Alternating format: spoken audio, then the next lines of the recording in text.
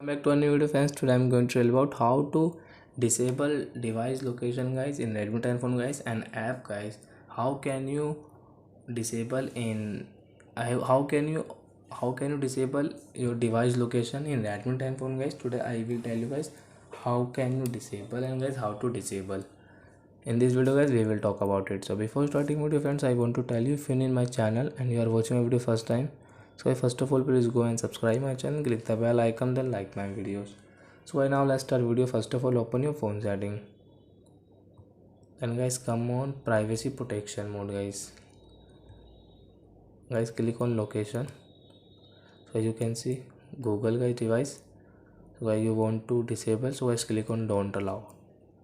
Guys, then click on don't allow anyway. Then come back, guys. So I think, friends, you have understood how to disable location in location device in Redmi 10 phone. So that's it, guys. Thank you for watching my video, guys. Now we will meet on next video with new topic. Before, guys, please go and like my video, subscribe my channel. Bye bye.